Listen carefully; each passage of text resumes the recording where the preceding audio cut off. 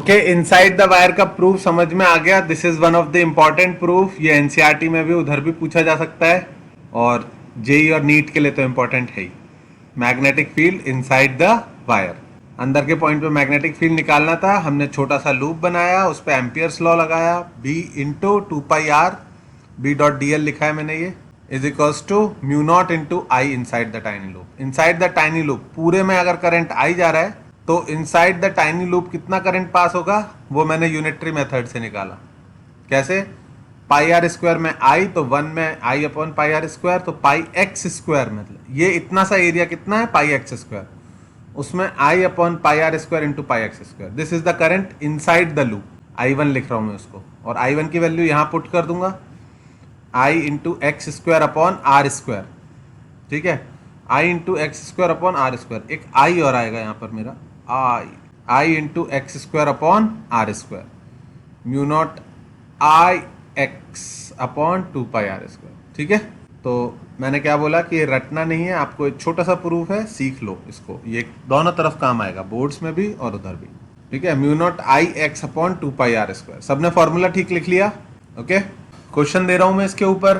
ठीक है, क्वेश्चन लिखो, a wire of radius 5 centimetre carries a current I, calculate B1 by B2। यहाँ पे B1 क्या है?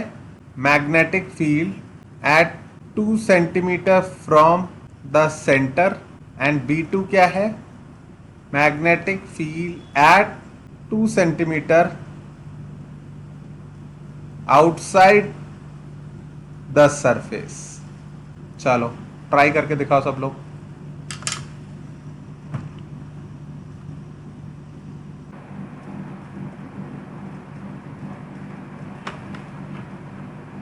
किसी का आंसर आया? रेशियो बता रहे हो? B1 के लिए कौन सा फॉर्मूला लगाओगे? Mu naught I x upon two pi are square. Yes sir. जबकि B2 के लिए कौन सा फॉर्मूला लगाओगे? Mu naught I upon two pi x.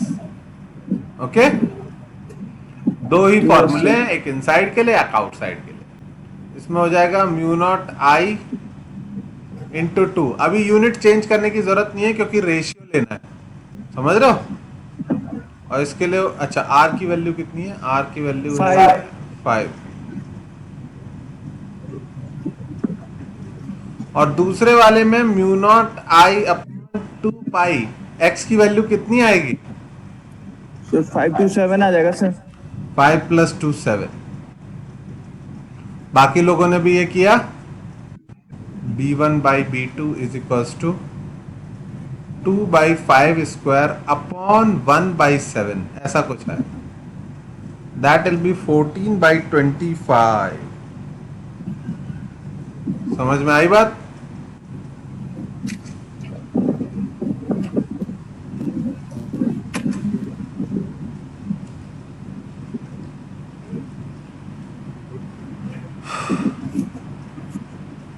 Naini आपको आया समझ में? और कौन है? Rhythm, very good. ठीक है, फॉर्मूला बेस्ड है, प्रूफ सीख लोगे तो अच्छा रहेगा, नहीं तो फॉर्मूला बेस्ड है। ओके,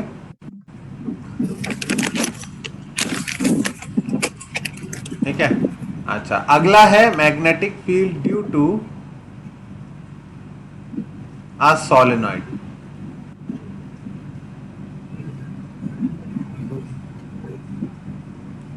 सोलेनॉइड की वजह से मैग्नेटिक फील्ड। सोलेनॉइड होता क्या है पहले तो ये समझ लो। अगर किसी एक वायर को पकड़ के इस तरह से बहुत सारे टर्न्स में घुमा दें, मतलब ये टर्न्स इतने ज्यादा होते हैं कि यूजुअली आपको दिया होगा स्मॉल एन। स्मॉल एन होता है नंबर ऑफ टर्न्स पर यूनिट लेंथ। तो जब सोलेनॉइड को वायर से, करंट से, बैटरी से कनेक्ट करते हैं तो क्या होता है? करंट इसमें जाता है ऑफ कोर्स। कैसे जाएगा करंट? इस तरह से ऊपर, फिर ऐसे घूम के नीचे, फिर घूम के ऊपर, तो बहुत सारी सर्कुलर कॉइल जैसा सिनेरियो बन गया, बस उनका सेंटर अलग अलग है। समझ में आ रही है बात? तो इस तरह से सर्कल में घूमते घूमते घूमते यहां से बाहर निकल के फिर चला जाता है। तो सोलेनॉइड की वजह से जो मैग्नेटिक फील्ड होता है वो बिल्कुल आइडेंटिकल होता है जैसा कि एक बार मैग्नेट की वजह से। मैंने पहले ऐसा ही कॉइल के लिए भी बोला था, पर कॉइल का मैग्नेटिक फील्ड तो सिमिलर होता है मैग्नेट के, सोलेनॉइड का तो एकदम आइडेंटिकल होता है as a magnetic bar, small magnetic बार।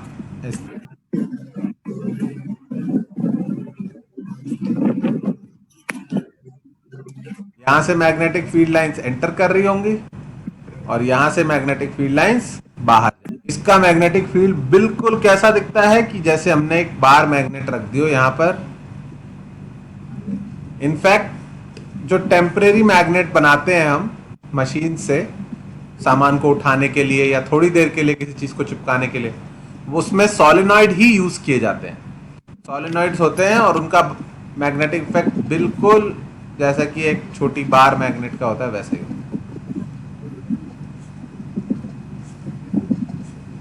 और ये अंदर भी लाइंस होती हैं, दिखाई भले ही ना दे, सॉलिड है लेकिन होती अंदर भी है लाइंस। समझ में आ रही है सबको बात? जिधर से फील्ड लाइंस निकल रही है नॉर्थ, जिधर से अंदर जा रही है साउथ। ओके, सोलेनॉइड के लिए अगर इस तरफ से बाहर निकल रही है तो ये होगा नॉर्थ, इस तरफ से फील्ड लाइंस अंदर जा रही है तो ये होगा साउथ। ठीक है, और इसमें देख के थोड़ा सा मुश्किल हो जाता है बताना कि नॉर्थ किधर है साउथ किधर है, तो आपको ये बता दिया जाएगा कि इधर से देखने पर क्लॉकवाइज करंट दिख रहा है या एंटी क्लॉकवाइज। तो कोई मुझे बताएगा अगर नॉर्थ इधर है तो इधर से देखने पर करंट कैसा दिखाई देगा, क्लॉकवाइज या anti clockwise? Anti clockwise. Very good, anti clockwise.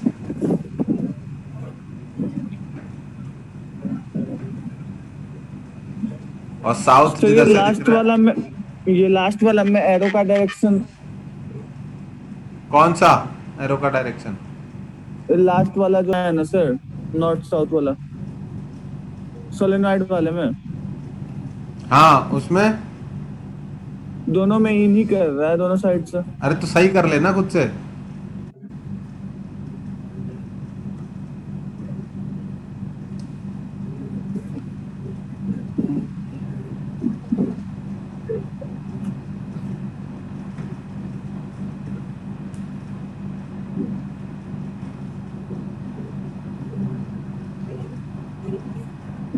ठीक है, सोलेनॉइड में ज्यादातर फिगर में देख के जज कर पाना बड़ा मुश्किल हो जाता है कि क्लॉकवाइज है एंटी क्लॉकवाइज है, तो हमेशा लिखा आता है कि इस तरफ से एंटी क्लॉकवाइज दिख रहा है या क्लॉकवाइज दिख रहा है।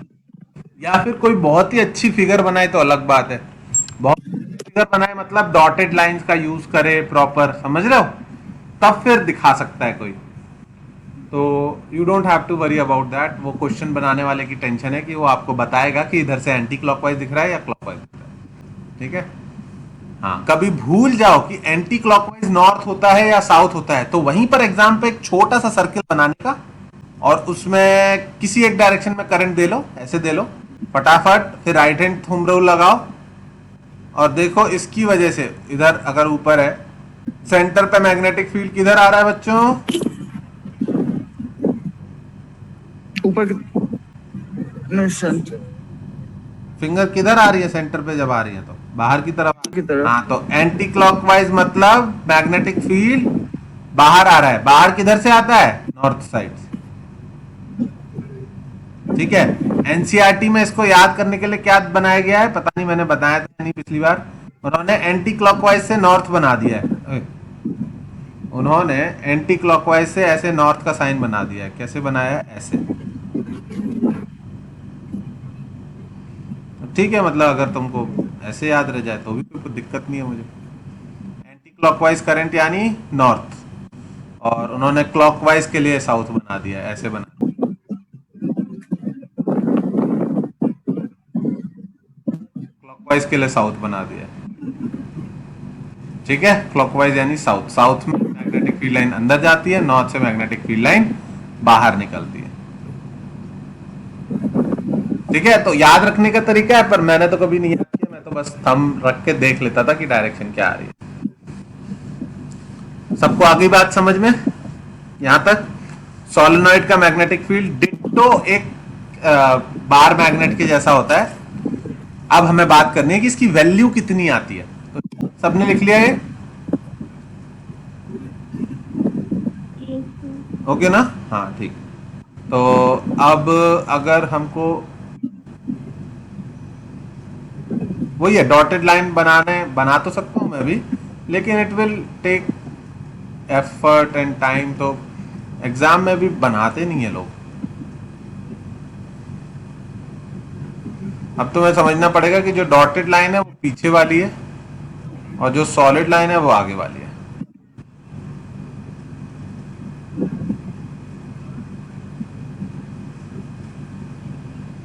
समझ में आ गया? हाँ, समझ में आ रहा है कि कौन सी पीछे वाली है कौन सी आगे वाली है? यस सर, समझ आ रहा है। चलो ठीक है। मतलब इतनी उम्मीद मत रखना कि कोई एग्जाम में इतना ट्राई करेगा, तो you have to think yourself only. Okay? Okay sir. हाँ, अब इसकी वजह से सेंटर पर बेस्ट पार्ट क्या है? पहली बात कि मैग्नेटिक फील्ड लाइन जो हमने अभी बनाई थी, देवर ऑलमोस्ट बोल रहा हूं मैं, ऑलमोस्ट पैरेलल टू देमसेल्व्स।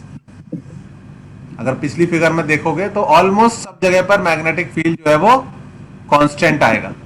मतलब ऐसा नहीं है कि सेंटर पर ज्यादा है, किनारे पर कम है, सब जगह magnetic field line almost same है। और उस मैग्नेटिक फील्ड की वैल्यू है मैग्नेटिक फील्ड इन अ लॉन्ग सोलेनॉइड। लॉन्ग सोलेनॉइड मतलब खूब सारे नंबर ऑफ टर्न, ठीक है, एंड पॉइंट दिखाई न दे। लंबे सोलेनॉइड के लिए मैग्नेटिक फील्ड होता है mu naught n I. It's very easy to remember, mu naught n I. यहां पर एन क्या होगा? एन होगा नंबर ऑफ टर्न्स। हाँ, हो सकता है क्वेश्चन में ऐसा लिखा हो कि N is total number of turns divide by total length. समझ में आ गई बात? स्मॉल एन की वैल्यू क्या है? Total number of turns divide by total length. इसको या फिर ऐसे बोल सकते हैं, नंबर ऑफ टर्न्स पर यूनिट लेंथ। मान लो 100 टर्न्स है और 100 टर्न्स है टोटल और 20 सेंटीमीटर लॉन्ग है। स्मॉल एन की वैल्यू क्या लिखोगे आप? 100 डिवाइडेड बाई 20। और ऐसा ही यूनिट में लिखना है तो 20 सेंटीमीटर को क्या लिख दोगे? 0.2 मीटर। 100 डिवाइड बाई 0.2 मीटर, तो ये हो गया, ये हो गया, ये हो गया 500 टर्न्स पर मीटर। आई बात समझ में?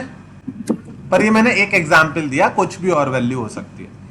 तो नंबर ऑफ टर्न्स पर यूनिट लेंथ तुम बड़े आराम से टोटल टर्न्स को टोटल लेंथ से डिवाइड करके कैलकुलेट कर लेना, अगर क्वेश्चन में करना पड़े तो। बाकी एक दो एग्जाम्पल में देख लेंगे। तो magnetic field in the long solenoid, ठीक है, magnetic field in a long solenoid is mu naught n I. Okay? अब बच्चों इसका प्रूफ मैं बता सकता हूं, पर मुझे पता है क्या लगता है, कभी काम नहीं आएगा तुम्हारे। ठीक है? बहुत सिंपल सा एम्पियर्स लॉ का प्रूफ है, एम्पियर्स लॉ की एप्लीकेशन है ये। यहां पर एक छोटा सा एम्पियर्स लूप बना लेते हैं, ए बी सी डी, ठीक है, और ए बी सी डी में एम्पियर्स लूप लॉ लगा लेते हैं। कौन सा एम्पियर्स लूप लॉ याद है? B dot D L is equals to mu naught I, ठीक है, उसी से आता है। लेकिन अभी ना आई डोंट थिंक उसको बताने से किसी को भी कुछ फायदा होने वाला है। ऊपर से ये और लगेगा कि ये एक और टफ चीज आ गई, तो बेटर हम इसको पहले यूज करना सीखें। Magnetic field due to a long solenoid. अगर ये सोलेनॉइड लॉन्ग नहीं है, मतलब ये फाइनाइट सोलेनॉइड है और इसके एंड पॉइंट्स तुमको दिखाई दे रहे हैं एग्जाम में, तब तुम ये फॉर्मूला यूज नहीं कर पाओगे। ठीक है? अगर कोई बोल दे या फिर कोई बोल दे कि magnetic field inside the solenoid नहीं चाहिए, मुझे इसके किनारे पे चाहिए, ये जो वैल्यू लिखी है हमने कहां पे लिखी?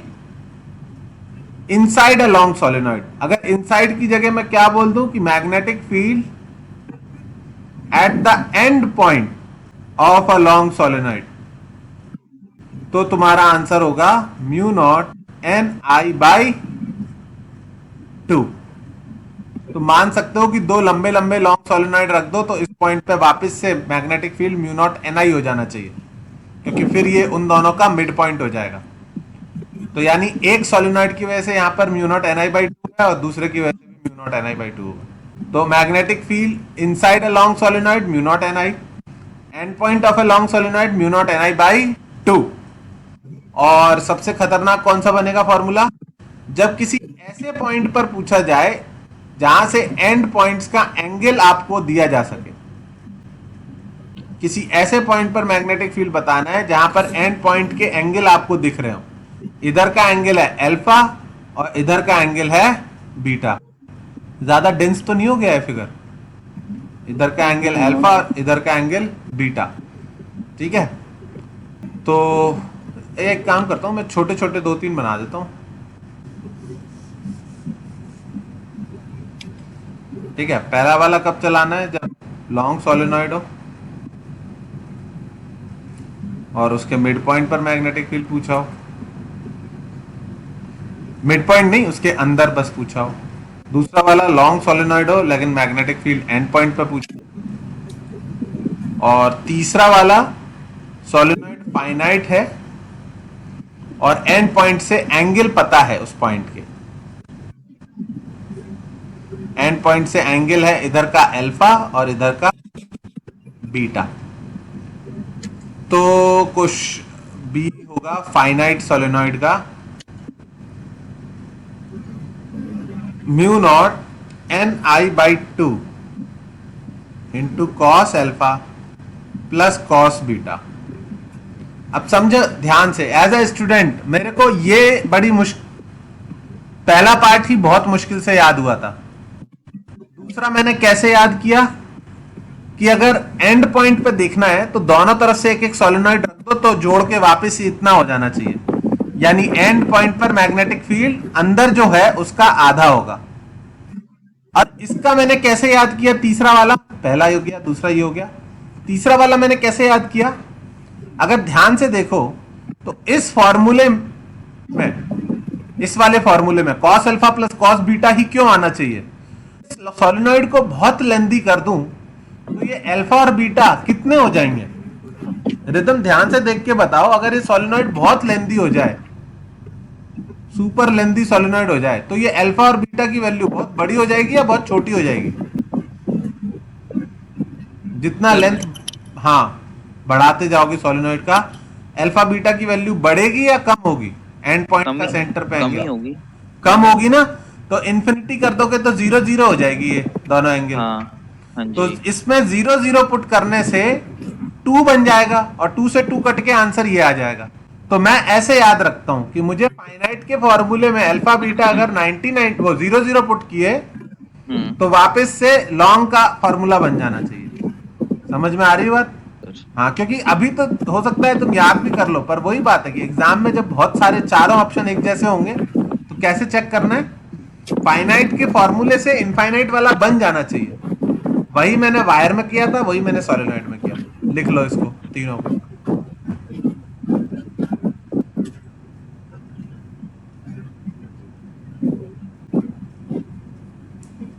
हाँ फाइनाइट है या इनफाइनाइट?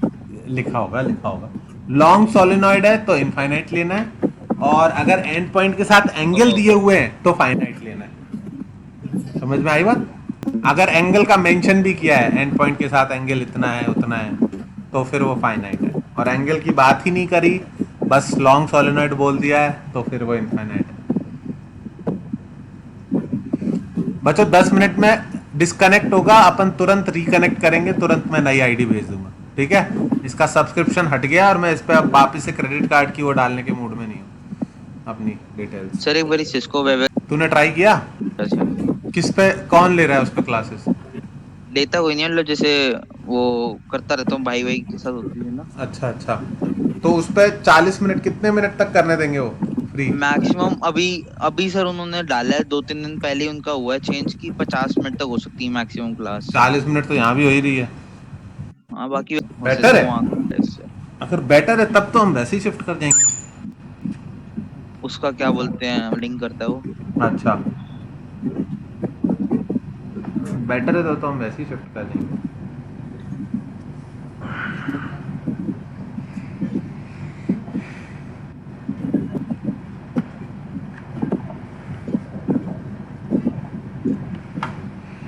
अरे एक आईआईटी रुड़की वालों का भी स्टार्टअप है, मेरे को पूछना चाहिए उनसे।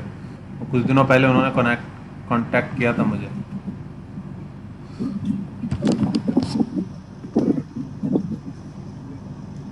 चलो हटा दूं इसको, तीनों लिख लिए।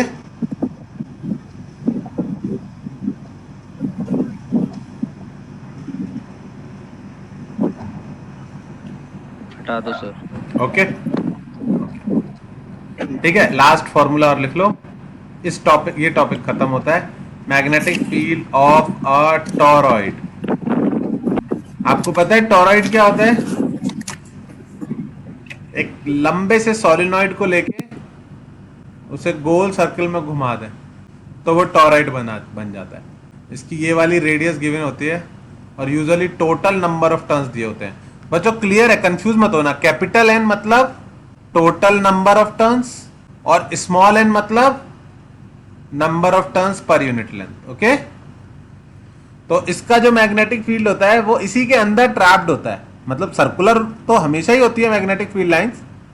इसका मैग्नेटिक फील्ड सर्कुलर से मतलब है कि कंप्लीट तो हमेशा ही लूप होते हैं magnetic field lines.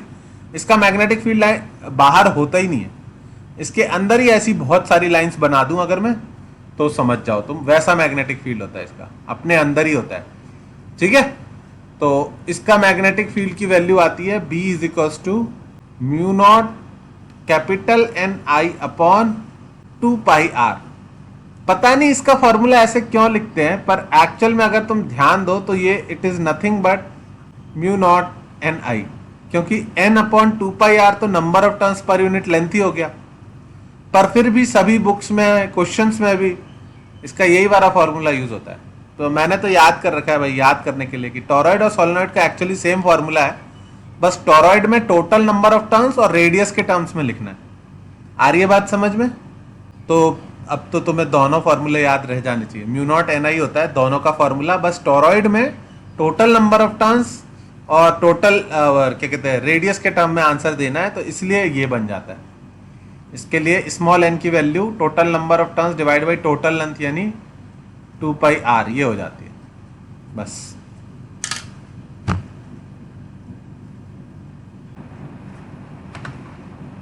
Done? Okay, plan कर लेते हैं सर। अब क्या कर लेते हैं? नए में दूसरा स्टार्ट कर लेते हैं, क्योंकि फिर 1-2 मिनट बाद तो कट भी जाएगा। हाँ 2-2.5 मिनट दिखा रहा है, 1 सेकेंड। उससे पहले ना एक बार हमने कौन कौन से मैग्नेटिक फील्ड लिखे, एक जगह एक खाली पेज कॉपी में यहाँ पे छोड़ देना। ठीक है, ये तुम्हें खुद से लिस्ट बाद में बनानी होगी। हमने लिखे हैं mu naught I upon 2 pi x, फिर mu naught I upon 4 pi x sine alpha plus sine beta. ये किसके लिए हैं दो फॉर्मूले? ये दोनों फॉर्मूले किसके लिए हैं? उसके बाद लिखा था ये किसके लिए है? उसके बाद लिखा म्यू नॉट एन आई, इसमें भी 2 हो गए। अभी तक हमने यही पढ़े ना, ये वायर की वजह से, स्ट्रेट वायर की वजह से, ये रिंग की वजह से, ये सोलेनॉइड का और ये टॉरॉइड का। वायर, स्ट्रेट वायर, रिंग या कॉइल भी बोलते हैं, सर्कुलर कॉइल, सोलेनॉइड और टॉरॉइड। तो बस पेज एक खाली छोड़ दो, कभी खाली बैठ के खुद से लिखना सारी वैल्यूज एक जगह पर। ठीक है, चलो रिकनेक्ट करके कनेक्ट करते हैं उसमें दूसरे वाले में। ठीक है, ये कॉपी मत करो, ये मैंने तुम्हें जो जो पढ़ाया अभी तक। ठीक है, कुछ बोल ही नहीं रहा सब लोग आ जाए। एक नोट लिखाना था कि कभी कभी ना कॉइल के एक सिंगल टर्न नहीं होता है, बोलता है एन टर्न्स की कॉइल है, मतलब एक ही सर्कुलर लूप उसी जगह पे n बार घुमा दिया। अच्छा, ज्यादा बार घुमा देंगे तो सोलेनॉइड बन जाएगा। हाँ 10 बार एक ही जगह पे घुमा दिया, समझ रहे हो? हाँ जी, उसमें n टर्न्स ऑफ कॉइल हो जाते हैं। तो जो कॉइल का फॉर्मूला था mu naught I by 2r, बस उसमें n से मल्टीप्लाई कर देंगे तो फॉर्मूला हो जाएगा mu naught n i by 2r। Okay okay ठीक है, एज अ स्टूडेंट मेरे को बहुत बड़ा कंफ्यूजन था ये कि ये एन टर्म्स वाली कॉइल और सोलेनॉइड में क्या फर्क होता है। तो एन टर्म्स वाली कॉइल में ना सारे टर्न्स एक ही जगह पर है, ठीक है, और एन टर्न्स वाला सोलेनॉइड जो है वो ऐसे है, आगे पीछे, ठीक है। तो इसमें एन टर्न्स है लेकिन वो सारे के सारे एन टर्न्स एक ही जगह पर है, इसमें वो आगे मतलब ऐसे लेंथ पर है, ठीक है। हाँ, तो इसके लिए अपन मैग्नेटिक सोलेनॉइड यूज करना है, जबकि उसके लिए कॉइल यूज करना है। आ जाने दो सबको।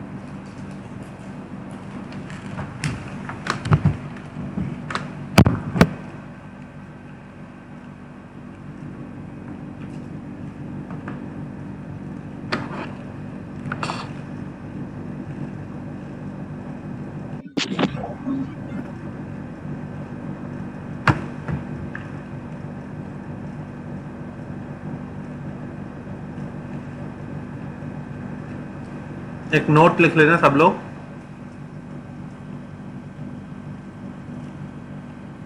अगर कॉइल के मोर देन वन टर्न हो, 2, 5, 10 या n टर्न्स हो, तो उसके मैग्नेटिक फील्ड में n से मल्टीप्लाई हो जाएगा। उसका फॉर्मूला क्या बन जाएगा, mu naught n I by 2r। एक ही जगह पर n टर्न्स, तो उसको हम कॉइल बोलेंगे, और वही टर्न्स आगे पीछे हो जाएंगे तो उसको हम सोलेनॉइड बोलेंगे, ठीक है।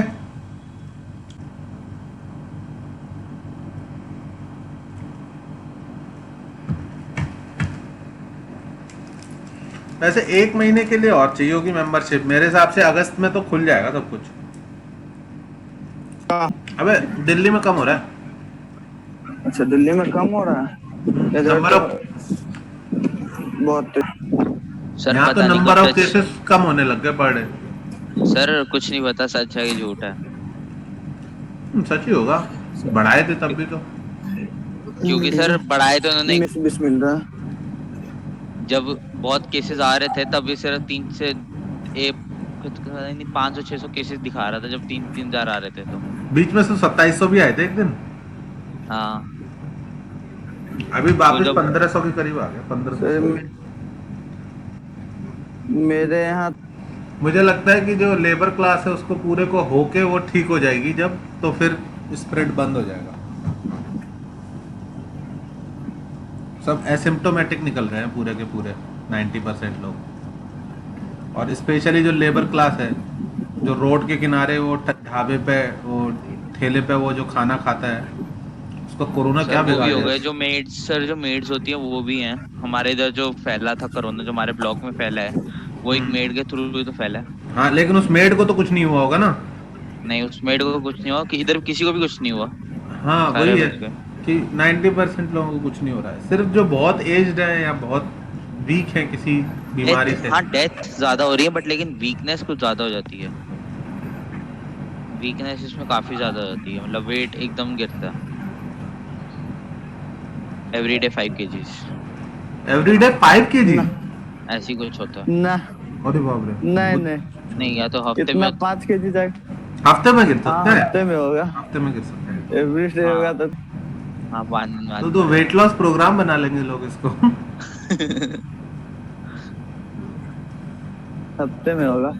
हाँ वीक में होगा। बट वीकनेस बहुत हो जाती है, मतलब तुम सुबह जब सुबह उठते हो तो उसके बाद तुम उठ नहीं सकते बेड से काफी हाँ, तक, मेरे तो एक भैया लेट को रहते हुआ, हो। वो रेगुलर जिम जाते थे, सुपर फिट वाले, लेकिन वो भी 5 दिन हॉस्पिटल में गए। वो बोल रहे कि ऐसा नहीं है कि कोई बहुत फिट है तो उसको कुछ नहीं होगा। हाँ हो सब मतलब होना, ये बोला तो ये जरा हाँ, होना तो सबको ही है, धीरे धीरे, बच नहीं सकता कोई।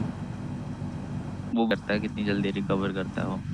बहुत सारी चीजों के ऊपर डिपेंड करता है, आपको कितनी जल्दी डायग्नोज हुआ है, ये सबसे बड़ी चीज है। हाँ वो मैंने एक ये नोट सबसे लिखाया बड़ी। मैंने बेटा कि अगर किसी कॉइल के मोर देन 1 टर्न्स हैं, मान लो n टर्न्स हैं, n 5 10 50 कुछ भी हो सकता है, तो कॉइल के नंबर ऑफ टर्न्स अगर n है तो मैग्नेटिक फील्ड उसका n टाइम्स ज्यादा हो जाएगा, तो फॉर्मूला हो जाएगा mu naught n I by 2r।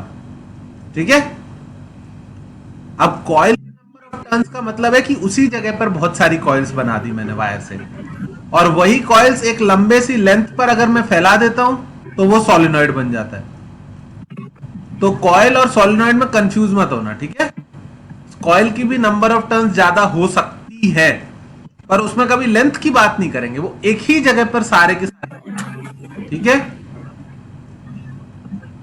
ये है एन टर्न की कॉइल, और ये है एन टर्न्स का सोलिनॉइड। तो मतलब तुम्हें हमेशा एग्जाम में लिखा आएगा कि कॉइल है या सोलिनॉइड। सबको आगे बात समझ में? Yes sir. ठीक है, ओके। अब स्पेशल केस, इसका स्पेशल केस से मेरा मतलब जो फॉर्मूला नीट में तो शायद आया ही नहीं अभी तक, और आईआईटी में आता है कभी कभी, तो द टफ वन। ठीक है, ये रहा आपका सर्कुलर कॉइल। ठीक है, इस पॉइंट पर मैग्नेटिक फील्ड हमने कैलकुलेट कर लिया बड़े आराम से, उसकी वैल्यू आई कितनी आई, म्यू नॉट n टर्न्स का है तो n, नहीं तो mu naught I by 2r। इस पॉइंट पर मैग्नेटिक फील्ड पर मैंने क्या बताया था कि इसका मैग्नेटिक फील्ड कैसा होता है, similar to that of bar magnet, not exactly but similar to that of bar magnet. एक तरफ से अंदर जाता है, दूसरी तरफ से बाहर निकलता है। तो इसकी वजह से मैग्नेटिक फील्ड सेंटर पे तो होता है, पर सेंटर से अगर हम थोड़ा आगे चले जाएं या थोड़ा पीछे चले जाएं तो उन पॉइंट्स पर भी मैग्नेटिक फील्ड होता है। तो सेंटर से x डिस्टेंस आगे मैग्नेटिक फील्ड की वैल्यू अगर कोई पूछे तो आपको बतानी पड़ेगी, तो उसकी वैल्यू और याद रखनी है, वो होती है B is equals to mu naught I R upon under root R square plus x square. ठीक है, अब मुझे इसका फॉर्मूला याद नहीं तो मुझे डिराइव करना पड़ेगा। वैसे मैंने प्रोबेबली 99% सही लिखा था, पर फिर भी चलो एक प्रूफ तुम्हें दिखाना भी चाहिए। वैसे भी ये सर्कुलर कॉइल है, इसमें करंट फ्लो कर रहा है, ऐसे करंट आ रहा है। ठीक है, ठीक है। तो पहली बात तुमको ये समझ में आनी चाहिए कि ये सर्कुलर कॉइल मैंने 2D में बनाई है, इन रियलिटी ये कॉइल 3D में है। ठीक है, 3D में आई थिंक मेरे पास है, हाँ इस तरह से है ये सर्कुलर कॉइल। ठीक है, तो मैंने ऐसे बनाई है, तो मैं कैसे बनाऊं, कैसे रखूं इसको, यहाँ पे रखूं, यहाँ पे रखूं और इसको घुमा दूं। हाँ भाई, ये कॉइल दिखाई दे रही है सबको, सर करंट फ्लो कर रहा है और उसकी वजह से मैग्नेटिक फील्ड है इस एक्सिस पर। Centre magnetic field easy to calculate है, उसकी वैल्यू हमने लिख रखी है, और बाकी जगहों पर थोड़ा सा डिफिकल्ट टू कैलकुलेट होगा। थोड़ा सा बड़ा कर दूंगा। हाँ भाई, अब लगभग सेम साइज की हो गई। हाँ, अब मुझे बताएगा कौन, बताएगा कौन, बताएगा। ये करंट पूरे में घूम रहा है। जब ये करंट टॉप मोस्ट पॉइंट पर है, जब ये करंट टॉप मोस्ट पॉइंट पर है, इस वायर के छोटे से हिस्से की वजह से यहां पर मैग्नेटिक फील्ड की डायरेक्शन कौन बताएगा?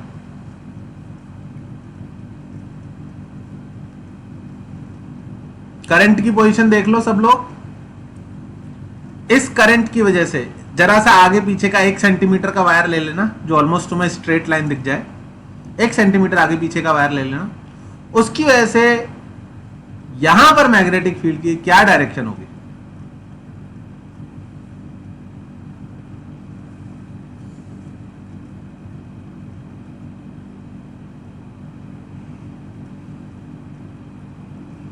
कोई है ऐसा बताने वाला? इस करंट की वजह से यहां पर मैग्नेटिक फील्ड की क्या डायरेक्शन होगी?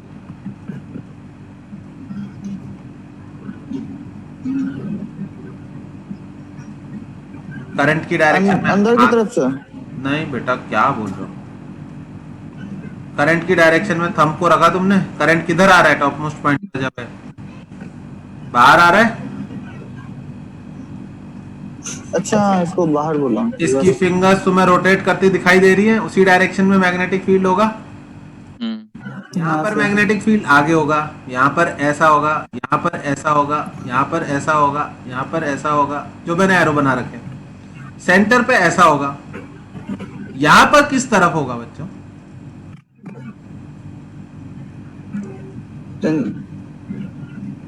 बड़ा तो बड़ा कर दूं?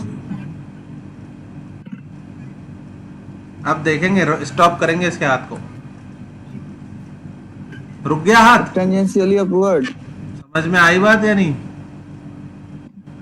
ऐसा होगा। क्या समझ में आया आप लोगों को? Yes sir. ठीक है, इस वायर की वजह से इधर होगा। ऐसे ही जब यही करंट नीचे पहुंचेगा, किस पॉइंट पर? यहां पर। इस वाले वायर की वजह से अगर यहां पे मैग्नेटिक फील्ड देखना है तो करंट किधर जा रहा है? अंदर की तरफ। तो अंदर की तरफ रखेंगे उंगलियों को। ये रख दिया, थंब को अंदर की तरफ रखा, रख दिया। बड़ा कर लूं थंब को। अब देखो किधर आएगा मैग्नेटिक फील्ड।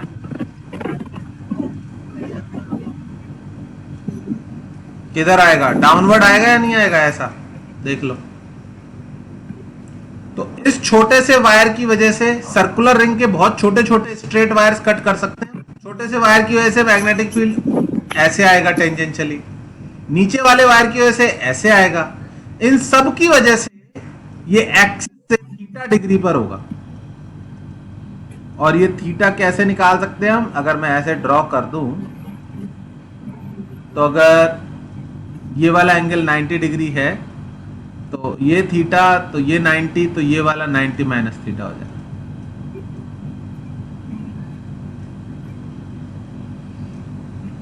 समझ में आ रही बात है? नहीं उल्टा बता रहे कि अगर ये एंगल थीटा है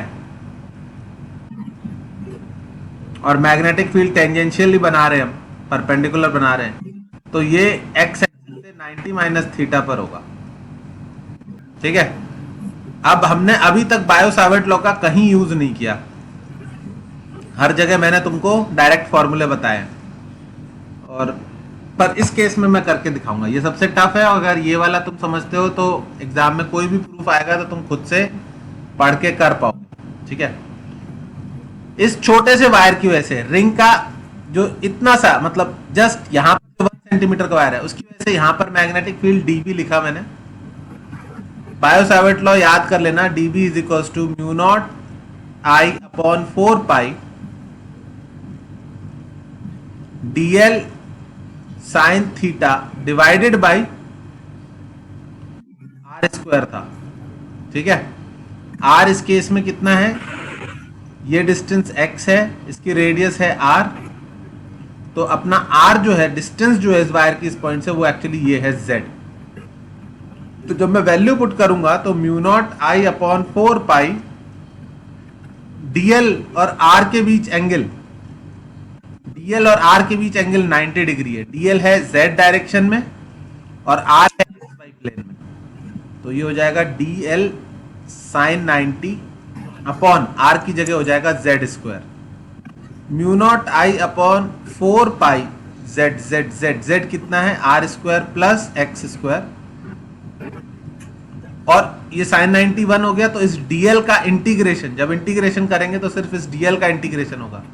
इंटीग्रेशन आएगा इस टोटल रिंग की लेंथ, वो हो जाएगी 2 पाई r। and that gives me mu naught I upon 2 r square plus x square. हाँ, एक चीज और, ये जो dB है ये इस एंगल पर है, मुझे इसका कौन सा कंपोनेंट, कौन से कंपोनेंट सबके जुड़ जाएंगे, x कंपोनेंट, तो इनटू cos 90 माइनस थीटा और करना पड़ेगा बिफोर इंटीग्रेशन। मतलब मैंने इसका x कंपोनेंट लिया, cos 90 माइनस थीटा होता है sin थीटा, 2 पाई से ये कटा था 2, एक r ऊपर था, और sin थीटा की वैल्यू इस वाले ट्राइंगल में ये है r, ये है z, यानी under root R square plus, तो जाएगा r upon under root R square plus X square. तो फॉर्मूला जो आया magnetic field in x direction वो आया mu naught I R square upon 2 R square plus X square की power 3/2। हाँ, मुझे रूट याद था, एक्चुअली पावर 3/2। तो this is like one formula जो याद ही करना पड़ेगा, क्योंकि अगर तुम प्रूफ तुम 2-3 बार करो तो तुमको आ जाएगा, पर तुम लोग करते ही नहीं हो कभी। तो this is very tough and very important, बहुत कम लोगों को आता है, very very important. Right it down. अगर फंस जाओ एग्जाम में दो बहुत सिमिलर चॉइसेस के बीच, तो x को 0 पुट करना, और 0 पुट करने से वापस यही आ जाना चाहिए सेंटर। अगर दो बहुत सिमिलर चॉइसेस के बीच फंस जाओ तो x को 0 पुट करना, और 0 पुट करके वापस से mu naught I by 2r आ रहा है, तो मतलब तुम सही चॉइसेस मार्क कर रहे हो।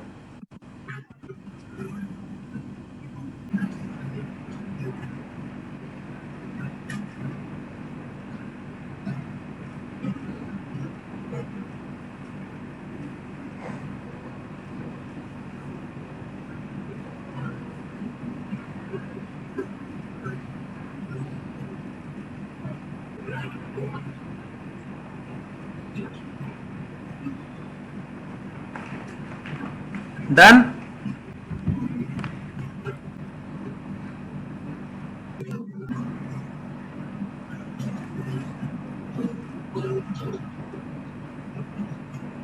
ठीक है, इसको याद करने का एक ही तरीका है कि तुम एक क्वेश्चन सॉल्व करके दिखाओ। यह है करंट कैरिंग वायर,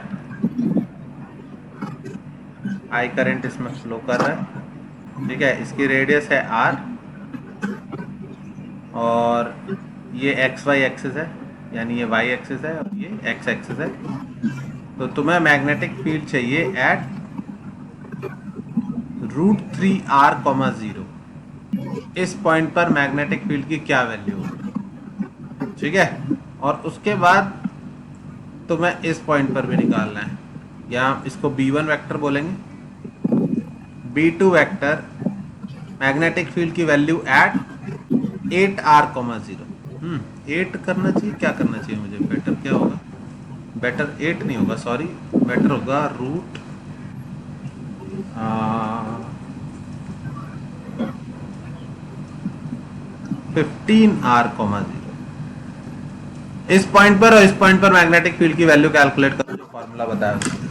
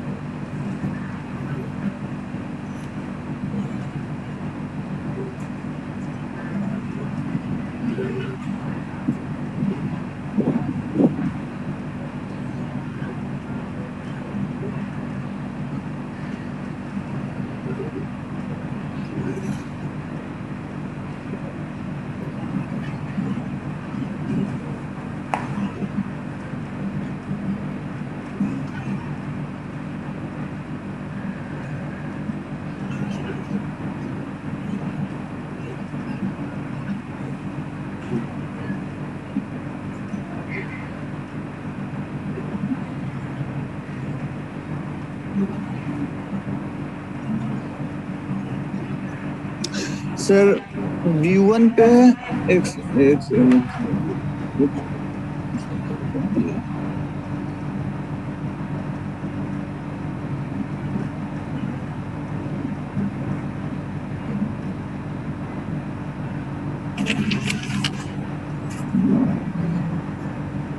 ये है ना फॉर्मूला।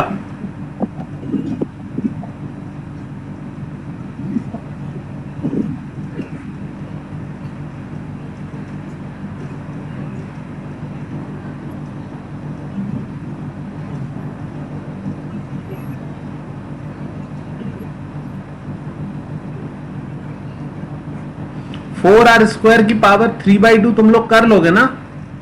4r स्क्वायर की पावर 1/2 की पावर 3 कर लेना।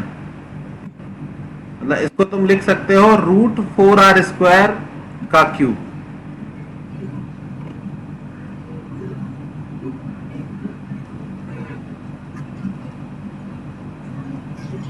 √4r², 2r का क्यूब, 8r³। आंसर आया, पहले पार्ट का आंसर आया μ0I/8r। नैनी तुमसे हो रहा है सॉल्व? Yes, sir. ओके, और रिदम? Yes sir. B2 की वैल्यू आकाश आप बताओ कैलकुलेट करके। सर हाँ, √3 के r जो है वो रूट के बाहर है, डायमेंशन करेक्ट हो जाएगा r अगर रूट के अंदर होगा तो। ओ अच्छा ठीक है सर।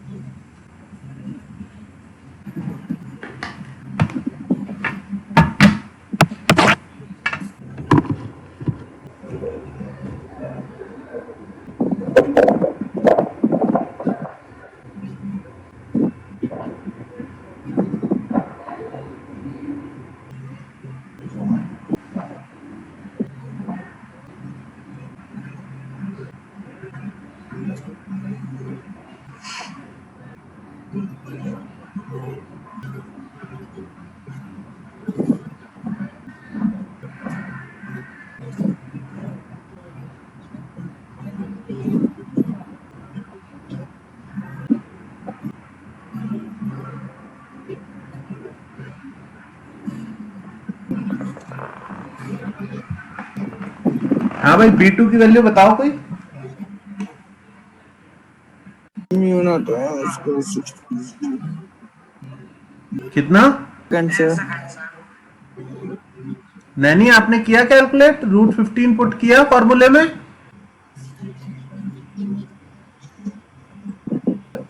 इसका रहा μ0I/64r हाँ शायद। V2। शायद 15 का स्क्वायर 15 हो जाएगा, r जुड़ जाएगा 16 हो जाएगा, 16 का √4, 4 का क्यूब 64। हाँ, बाकी लोगों से नहीं हो रहा क्या सॉल्व ये? बच्चों हाँ ना कुछ तो बोलो। नहीं हो रहा, नहीं आ रहा, कुछ समझ में नहीं आ रहा सर, क्या करें? वहां तक बाकी नैनी आकाश क्या हुआ बच्चों, बताओ तो सही कुछ। सर कुछ नहीं आ रहा समझ में, क्या बोल रहे हो? तो वैसे वही क्लियर करो। r², x की वैल्यू नहीं पुट कर पा रहे क्या आप लोग?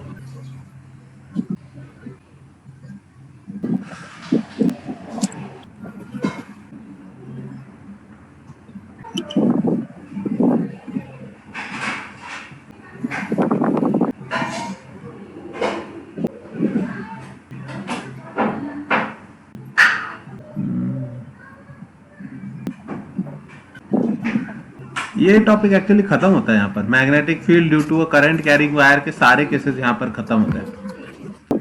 अब हम कुछ नया पढ़ सकते हैं। कुछ नए में जो मेन है वो है magnetic force on a current carrying wire. हमने इस चैप्टर के फर्स्ट टॉपिक जो पढ़ा था वो था magnetic force on a moving charge. Formula याद है आप लोगों को? एक चार्ज मूव कर रहा था v वेलोसिटी से और यहां पर मैग्नेटिक फील्ड प्रेजेंट था, तो उस पर फोर्स कितना लगता था? अगर +q चार्ज है इसके ऊपर तो इस पर फोर्स लगता था। कितना फोर्स लगता था, किसी को याद है? कोई बताएगा तभी आगे बढ़ूंगा मैं। क्या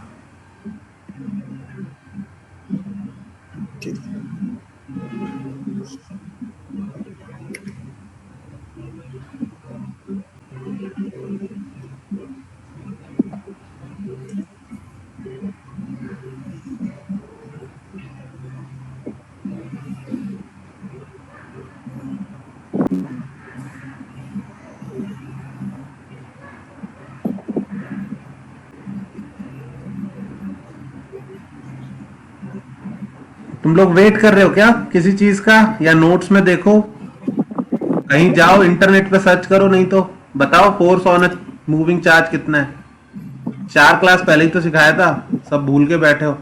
फालतू मैं भी टाइम वेस्ट कर रहा हूँ अपना।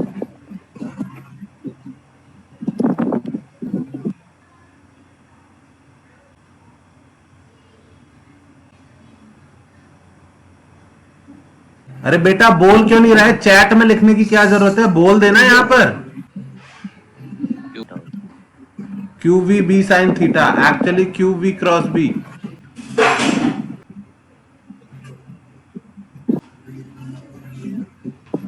ये होता है, ठीक है। अब सबसे ज्यादा मूविंग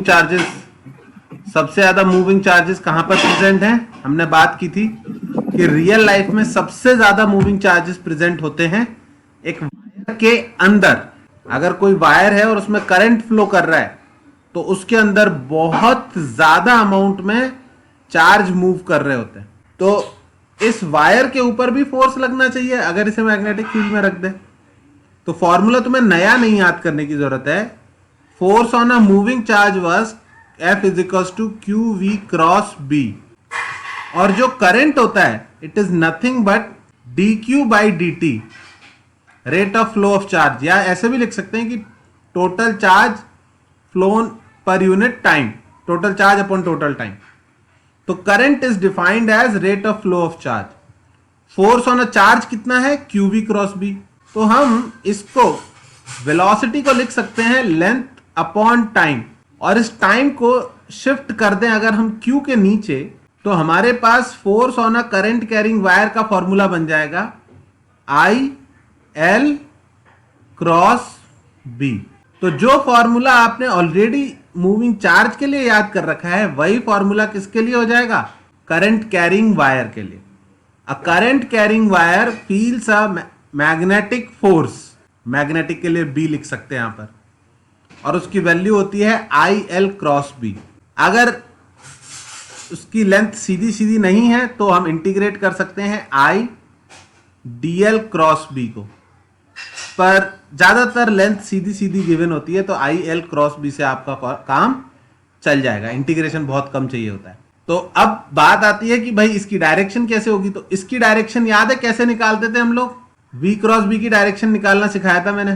V की डायरेक्शन में थंब को रखो, वो फिंगर्स को रखो, और B की डायरेक्शन में उनको रोटेट करो, रोटेट करना। हाँ, V क्रॉस बी की direction right hand thumb rule से हमने निकालना सीखा था, राइट हैंड थंब रूल से, ठीक है। तो यहां पर भी L क्रॉस बी की डायरेक्शन भी हम राइट हैंड थंब रूल से ही निकाल सकते हैं। L क्रॉस बी के लिए भी हमें कुछ नया नहीं करना पड़ेगा, इसको भी हम राइट हैंड थंब रूल से ही कैलकुलेट कर लेंगे। अब ध्यान से समझना कि हमें करना क्या है, क्योंकि अब कंफ्यूजन होना शुरू हो जाएगा कि ये मैग्नेटिक फील्ड जो है ऑलरेडी प्रेजेंट है, किसने जनरेट किया इसको हमें नहीं पता, कोई मैग्नेट होगी शायद, और इस मैग्नेटिक फील्ड की प्रेजेंस में एक करंट कैरिंग वायर है। ये रहा आपका करंट कैरिंग वायर, ये रहा। चलो अब सबसे पहला कंफ्यूजन होता है कि हमें इस वायर का मैग्नेटिक फील्ड निकालना है या इस एक्सटर्नल मैग्नेटिक फील्ड की वजह से इस वायर पर फोर्स निकालना है। तो इसको चाहो तो मेंशन कर लो कि ये क्या है, ये एक्सटर्नल मैग्नेटिक फील्ड है और इसकी वजह से हमें इस वायर पर फोर्स निकालना है। तो आपको किसकी वैल्यू निकालनी है? L cross B. एल किस तरफ है? जिस डायरेक्शन में करंट है, ऊपर की तरफ है, और मैग्नेटिक फील्ड किस तरफ है? अंदर की तरफ। तो कोई बताएगा मुझे ऊपर से अंदर की तरफ अगर फिंगर्स को रोटेट करो तो थंब किधर आएगा? Very good. फोर्स किस तरफ आएगा? Left side. कैसे? ऐसे रख लेते हैं, नहीं, ऊपर की तरफ फिंगर्स को रख के अंदर की तरफ रोटेट करना है, ऐसे ऐसे ऐसे ऐसे ऐसे ऐसे ऊपर की तरफ फिंगर्स को रखना है आई की डायरेक्शन में। पहले चार्ज के वेलोसिटी की डायरेक्शन में रखते थे, अब करंट की डायरेक्शन में फिंगर्स को रखना है और मैग्नेटिक फील्ड अंदर की तरफ है उसकी तरफ रोटेट करना है। रोटेट करोगे तो थंब आपको क्या बताएगा? मैग्नेटिक फोर्स की डायरेक्शन। लिख लो इसको, magnetic force on a current carrying wire. तो होपफुली इसमें तुम्हें दोबारा से पूरी मेहनत ना करने पड़े। मैंने चार्ज के लिए काफी मेहनत की थी, बहुत सारे केसेस कराए थे। बस इस बार मूविंग चार्ज की जगह करंट कैरिंग वायर है, तो मूविंग चार्ज की जगह करंट की डायरेक्शन में हाथ को रखो, फिंगर्स को रखो और मैग्नेटिक फील्ड की डायरेक्शन में रोटेट कर दो। Thumb will give you direction of magnetic force. इसको लिख लो तो मैं स्टेटमेंट लिखा दूं। ये लिख लिया अब सबने? लिखना, the magnetic force on a current carrying wire, the magnetic force on a current carrying wire can be calculated using right hand thumb rule.